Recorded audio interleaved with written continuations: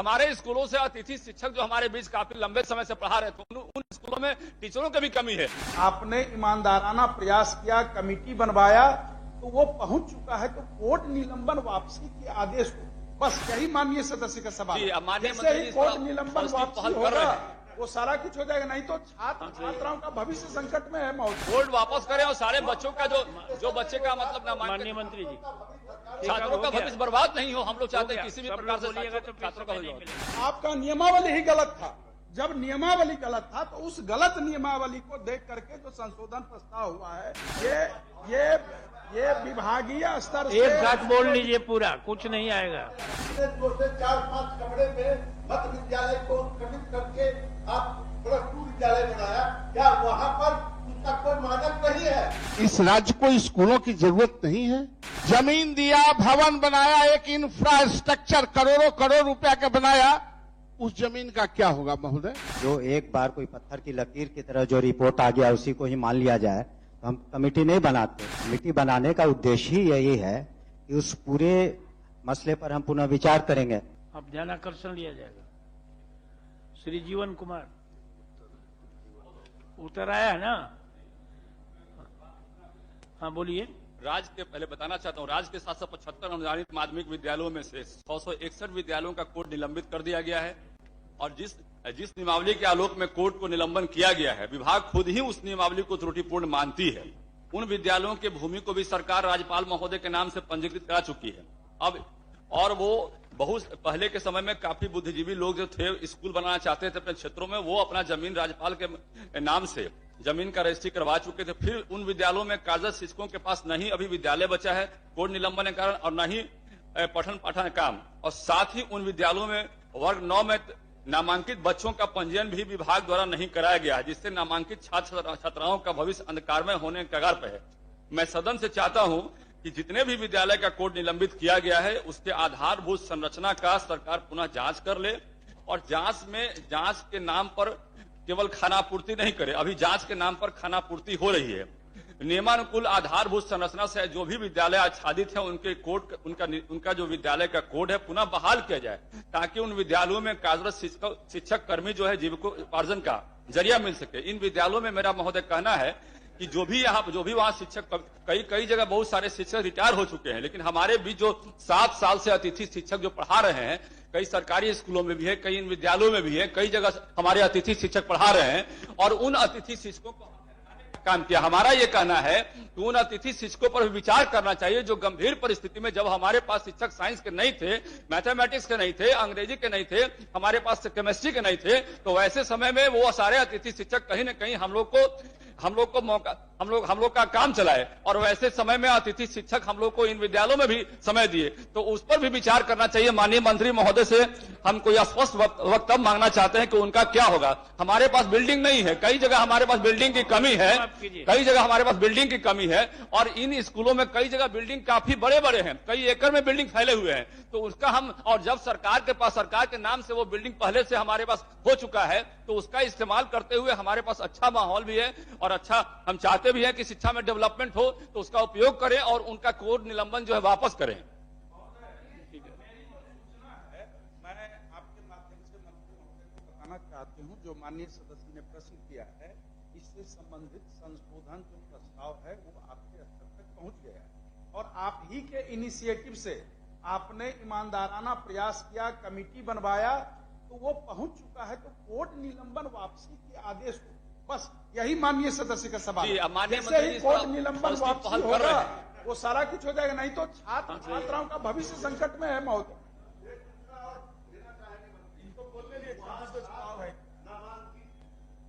अगर कोर्ट वापस नहीं होगा, उसका रजिस्ट्रेशन नहीं हो रहा है, तो बिहार के हजारों हजार छात्रों का भविष्य बर्बाद। कोर्ट वापस करने को नामांकित छात्र, क्योंकि जब कोर्ट निलंबित हुआ सभापति महोदय, तो एक बार इन्होंने टैग करके सभी नामांकित छात्रों का रजिस्ट्रेशन कराया, और उसके बाद बंद कर दिया। तो आज उसी आधार चाहते क्या हम बोलिए ना? कोड वापस करें और सारे बच्चों का जो बच्चे का मतलब माननीय मंत्री जी, छात्रों का भविष्य बर्बाद नहीं हो, हम लोग चाहते हैं किसी भी प्रकार से बोलिएगा तो छात्रों का नहीं मिलेगा। माननीय मंत्री जी महोदय,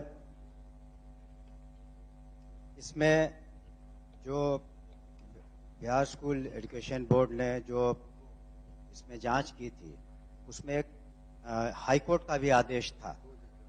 पहले तो आदेश निकला था विभागीय कि उसमें क्या क्या हर्ताएं होंगी, कितनी जमीन होनी चाहिए, क्या इंफ्रास्ट्रक्चर होना चाहिए, कितने शिक्षक होने चाहिए। उसके बाद हाई कोर्ट से भी एक आदेश पारित हुआ था कि इसके जांच के संबंध में। तो उस जांच के संबंध में जो अधिकांश जो विद्यालय जहां पर जांच की गई, जो हर्ताएं पूरी नहीं की गई, जिसके कारण वो सस्पेंड हुआ वहां का कोर्ट। इसके बाद कई विद्यालयों ने अपनी हर्ताएं पूरी की, करीब 15, जहां तक हमें स्मरण है 13 का हो गया, 2 का शेष है, तो उसको हम लोगों ने पुनः बहाल कर दिया है। हमने जरूर माननीय सदस्यों को कहा था कि इस पर हम लोग एक मानवीय विचार रखेंगे और उस पर एक कमेटी हमने बनाई है।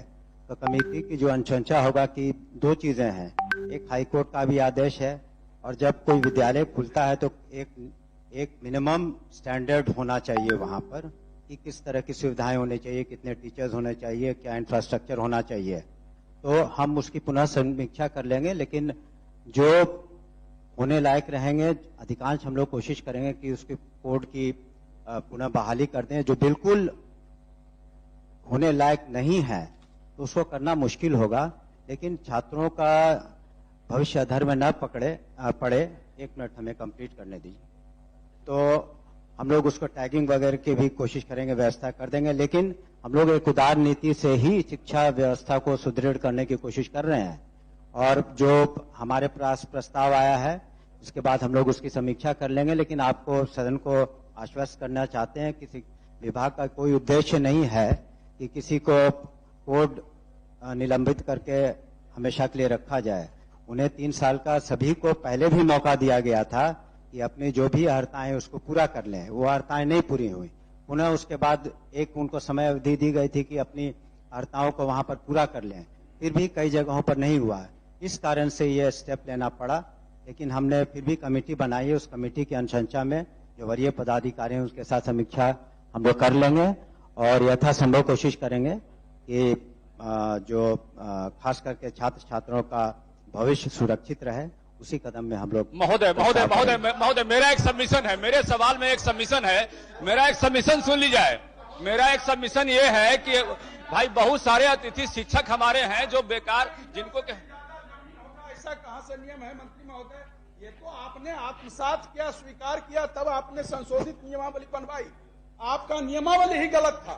जब नियमावली गलत था तो उस गलत नियमावली को देख करके जो संशोधन प्रस्ताव हुआ है उसके आधार पर कोर्ट वापसी का आदेश किया जाए। आप सही हैं, लेकिन ये बात विभाग आपको नहीं लिख करके दे रही है जो कि इंटर की जमीन से अधिक हाई स्कूल का जमीन कर दिया गया, कंप्यूटर उसमें भी 25, इसमें भी 25। तो ये ऐसा नहीं है, सब कुछ है। ये विभागीय स्तर से एक साथ बोल लीजिए, पूरा कुछ नहीं आएगा। हाँ, बारी बारी से बोलिए ना। थोड़ा सकारात्मक सोच लेकर चले। आज पूरे बिहार में सरकार अपनी नीति के तहत जितने 2 से 4-5 कमरे में मध्य विद्यालय को उत्क्रमित करके आप +2 विद्यालय बनाया, क्या वहां पर उसका कोई मानक नहीं है? और इस विद्यालय का विद्यालय उस समय जिस समय आप सरकार संस्थानों को स्थापित करने में सक्षम नहीं थी, छात्रों की संख्या इतनी ज्यादा और तब उस समय ऐसे विद्यालय जो समाजसेवी शिक्षा प्रेमियों ने खोल रखा, सरकार की मदद की। आज वह कब से चल रहा है? 25-30 वर्षों से वह लगातार आपके शिक्षण व्यवस्था को अपने कंधों पर बिना वेतन के चल रहा है। आज उसको बंद करने की स्थिति पैदा आपने की है। क्या यह सही दिखता है? इसीलिए कह रहा हूं, सकारात्मक सोच के तहत बिहार सरकार के ये वह संस्थान बहुत सालों साल से सहयोगी बनकर उसके साथ खड़ा रहा है। शिक्षा व्यवस्था को सुदृढ़ करने में आज उसको बदलने में स्थिति आपका पैदा कर दिया है। आगे नहीं बढ़ते, हिम्मत नहीं करते हैं। अब वो शिक्षक कहाँ जाए? एक तो एक तो समाज में लोग आगे नहीं बढ़ते हैं और समाज में आगे बढ़ के काम ठीक नहीं है, करते हैं, आगे और जो लोग बढ़िए। आगे बढ़ के समाज में अपना एक काम किए, योगदान दिए हैं अब समाज मंत्री के जी लिए, को और बोलने स्कूल दीजिएगा। स्थापित किए हैं, और उनके लिए मंत्री जी हम को नहीं बोलने सोचेंगे दीजिए। तो किसके लिए सोचेंगे? माननीय आज मंत्री जी। स्थिति ऐसी हो गई कि वो सारे के सारे स्कूल बंद होने के कगार पे हो गए हैं। इसलिए मेरा माननीय तो मंत्री से वही कहना बात है- हुआ, फिर आप दोहरा नहीं, उसमें एक मेरा सबमिशन चलिए। है, एक मेरा सबमिशन है महोदय, मेरा सबमिशन है कि हमारे स्कूलों से अतिथि शिक्षक जो हमारे बीच काफी लंबे समय से पढ़ा रहे थे, उन स्कूलों में टीचरों की भी कमी है, तो कहीं न कहीं उसको भी एडजस्ट करने की बात है। मैं सरकार को मदद करना चाहता हूं महोदय। जिस फर्नेलिया के बाद माननीय मंत्री ने कहा कि ये इंफ्रास्ट्रक्चर नहीं है, पूरे राज्य के विद्यालयों में 10% ही इनके जो राजकीय कृत विद्यालय उसमें उतना इंफ्रास्ट्रक्चर होगा जितना ये एफिलिएटेड स्कूलों से मांगते हैं। 10% से 11% नहीं होगा। क्या सरकार उन स्कूलों को बंद कर देगी? क्या इस राज्य को स्कूलों की जरूरत नहीं है? और जो जमीन दिया, भवन बनाया, एक इंफ्रास्ट्रक्चर करोड़ों करोड़ रुपया का बनाया, उस जमीन का क्या होगा महोदय? वो कहां जाएगा? उसका जमीन कौन लेगा? हाँ, तो बोलने दीजिए अब। तो महोदय मैं आपके माध्यम से मैं बोलने दे रहा हूं महोदय। मैं यह कह रहा हूं कि इस विद्यालयों को प्रॉपरली प्रोटेक्ट कीजिए और उसको कोड दीजिए, प्रोटेक्ट कीजिए कि हर जगहों पर हमारा स्कूल फले फूले। प्राइवेट स्कूल से ही राज्य नहीं चलता है महोदय। ये इसी तरह के सरकारी विद्यालय और गैर सरकारी विद्यालय जो गांव के लोगों ने खोला था, उसी के आधार पर बिहार की शिक्षा है। इसलिए महोदय, मैं आपके माध्यम से आग्रह करना चाहता हूं कि उसको प्रमोट करते हुए उसके कोड को जो निरस्त किया है उसको देना चाहिए। ब्यूरोक्रेट्स तो आ जा रहे हैं, कल रिटायर करके चल जाएंगे। हमने के बाल बच्चा पढ़ रहा है उसमें, कोई मंत्री विधायक के बाल बच्चा पढ़ रहा है, पढ़ तो रहा है गांव का। उस गांव के लोगों को जो एक आश्रय है बच्चों को पढ़ाने का, उसको बंद नहीं किया जाए, यह मेरा आग्रह है। ठीक, चलिए अब मंत्री जी को बोलने दीजिए। 7 साल का वेतनानुदान बकाया। माननीय सभापति महोदय, आज जो सदस्य अपनी बातों विचारों को रख रहे थे, उन्होंने इन विचारों को पहले भी रखा और हमसे मुलाकात करके भी इन विचारों को रखा है। और जो समस्या है उसको देखते हुए ही हमने कहा था कि एक कमेटी बना करके इसमें हम लोग पुनः विचार करें। अगर हमारा विचार ये नहीं होता कि जो एक बार कोई पत्थर की लकीर की तरह जो रिपोर्ट आ गया उसी को ही मान लिया जाए, तो हम कमेटी नहीं बनाते। कमेटी बनाने का उद्देश्य ही यही है कि उस पूरे मसले पर हम पुनः विचार करेंगे और उसमें बहुत कुछ काम हो चुका है। मैं आपके माध्यम से माननीय सदस्यों को आश्वस्त करना चाहता हूं कि बिहार सरकार शिक्षा विभाग कोशिश करे कि नीति उदार से उदार नीति हो ताकि पठन पाठन में दिक्कत नहीं हो। इसलिए जो कमेटी की रिपोर्ट है उस पर केस बाय केस हम लोग स्टडी कर लेंगे और यथासंभव हम आश्वस्त करते हैं कि इस मामले को का निराकरण हम लोग पॉजिटिव तरीके से करेंगे। थोड़ा समय दीजिए। लेकिन कुछ बातों जो उन्होंने कहा सही है कि एक ऐसे समय में जबकि स्कूलों की कमी थी उन्होंने मदद की थी, लेकिन कुछ उसमें पूर्व के विभागीय आदेश थे, फिर हाईकोर्ट का आदेश था, फिर 3 साल का समय दिया गया। तो सभी को देखते हुए कमेटी बनाई थी हमने और उस पर हम लोग एक उदार तरीके से निर्णय लेंगे ताकि अधिक से अधिक छात्रों को और स्कूलों को इसका लाभ मिल सके। मैं आश्वस्त करता हूँ। तो डॉक्टर संजीव कुमार सिंह। समय लगेगा। सभी माननीय सदस्य देख ही रहे हैं अपने डेस्कटॉप पर। मैं सिर्फ ये आपके माध्यम से कहना चाहता हूं, क्योंकि जो राजपत्र में था, जो गजट में था, उसमें स्पष्ट है जो कि वैसे विद्यालयों में शिक्षकों की संख्या कितनी होगी और उसकी अनदेखी करके विभाग ने आनन फानन ये कितना भद्दा मजाक है। कहती है विभाग जो कि हम 10 लाख शिक्षकों की नियुक्ति करेंगे, 5 लाख शिक्षकों की नियुक्ति करेंगे, लेकिन जिस पत्र के बारे में हम कह रहे हैं जो निदेशक माध्यमिक शिक्षा के द्वारा निरस्त किया गया है मंत्री महोदय, तब तो अब वो घट करके 2 लाख 3 लाख हो जाएगा।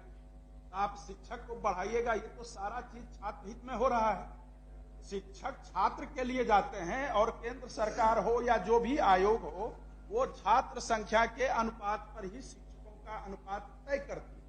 यही प्रावधान है, यही नियम है, यही स्थापित है, यही भविष्य में होता भी रहेगा। लेकिन शिक्षकों की संख्या में कटौती, अब संस्कृत विषय हिंदी विषय के शिक्षक पढ़ाएंगे। मैंने कहा है माध्यमिक कक्षाओं के लिए भाषा विषयों के पूर्व निर्धारित मानकों यथा 8 भाषा विषय समूह है। हमारे विद्यालय में 8 भाषा विषय समूह है, उसमें से 5 विषय की कटौती कर दी गई। तो कौन कालिदास है शिक्षक जो कि वो छात्रों को पढ़ाएंगे उस विषय में? ये तो मजाक है सर। ये सभापति महोदय देख लीजिए, उच्च माध्यमिक कक्षाओं के लिए विज्ञान हेतु पूर्व निर्धारित 5 विषय समूह में से 1 विषय की कटौती। परीक्षा तो आप उस विषय का लेंगे, कौन पढ़ाएंगे उस विषय को?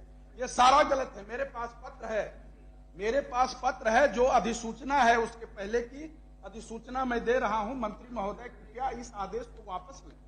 ऐसे आदेश नहीं करें जो कि माननीय अदालत में भी जा करके आपको मुंह की खानी पड़े। ये विभाग के नौकर साहब बैठ करके ऐसे ऐसे नियम बनाते हैं जो छात्रों को संकट में डाल रहा है, उनका भविष्य अंधकारमय कर रहा है। माननीय मुख्यमंत्री चाहते हैं शिक्षकों की नियुक्ति हो, लेकिन यहां शिक्षकों की संख्या घटाने की साजिश। क्या घर से पैसा लग रहा? सबसे बड़ी व्यवस्था है शिक्षा और स्वास्थ्य, और शिक्षा और स्वास्थ्य में अगर पैसे को देख करके आप पद की कटौती कर रहे हैं तो ये बहुत ही शर्मनाक है। महोदय, आपके माध्यम से मैं माननीय मंत्री महोदय को बोलने दीजिए। मैं मंत्री महोदय को ये सुपुर्द भी करता हूं और कृपया इसको दिखवाया जाए और विद्यालय को बचाया जाए छात्र हित में। मैं शिक्षक हित की बात नहीं कर रहा हूं, छात्र हित में। आपने नियुक्त कर दिया है और वो विषय की पढ़ाई नहीं होगी और आप परीक्षा लीजिएगा। वाह रे वाह, ये क्या व्यवस्था है। इसीलिए इसको मंत्री महोदय से अभी चाहेंगे सदन में इसका जवाब दें। हालांकि हम ये कागजात की अधिसूचना दे रहे हैं। ठीक है।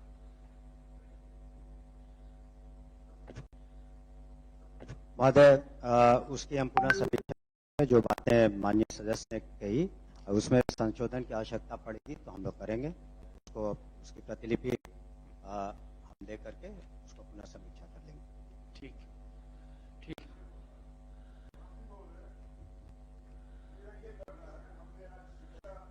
संबंधित बहुत सारा वाद विवाद हमने सुना और माननीय मंत्री जी का जवाब भी सुना। मेरे हिसाब से मैं सलाह के तौर पे माननीय मंत्री जी को कहना चाहता हूं आपके माध्यम से कि ये एक शिक्षा विभाग में जितने स्कूल हैं, जितने कॉलेजेस हैं, सबका ये एक एकेडमिक ऑडिट कराएं। मैंने एक सवाल पूछा था पिछले सत्र में, उसका मुझे जवाब नहीं मिला। मेरा कहना ये है, एकेडमिक ऑडिट का मतलब ये होता है आपके पास स्कूल कितने हैं, आपके पास विद्यार्थी कितने हैं, आपके पास टीचर कितने हैं, आप जो है जगह इंफ्रास्ट्रक्चर कितना आपके पास में है, स्कूल की गुणवत्ता क्या है, चाहे वो प्राइमरी हो, माध्यमिक हो, चाहे उच्चतर माध्यमिक हो, चाहे वो कॉलेज हो। जब तक आपके पास में डेटा नहीं होगा कि आपके पास में ये गुणवत्ता जो है, ये जो मानक बना हुआ है, ये सबका मानक बना हुआ है। इसलिए अगर आप मानक के हिसाब से चलेंगे तो आपको कोई परेशानी नहीं होगी। बेहतर ये होगा कि शिक्षा विभाग जो है वो एक सर्वे करे, सर्वे करके अभी पता लगाए कि अभी स्कूलों की, कॉलेजों की स्थिति क्या है, शिक्षक कितने हैं, विद्यार्थी कितने हैं, जगह कितनी है, कितने सामान उपकरण है। लेबोरेटरी की बात है, बहुत सारे लेबोरेटरी में सामान नहीं है। तो जब तक इसका ये एकेडमिक ऑडिट नहीं होगा, जब तक तो ऐसा चलता रहेगा। इधर कमी होगी उधर दे दीजिएगा, इधर कमी होगी उधर दे दीजिएगा, उससे कोई मसला सुलझने वाला नहीं है। इसको जब तक एक होलसम में नहीं देखा जाएगा, जब तक जो है परेशानी रहेगी। मेरा यही कहना है और सुझाव है। अच्छा सुझाव है, ठीक है। मंत्री जी ने ग्रहण किया इसको।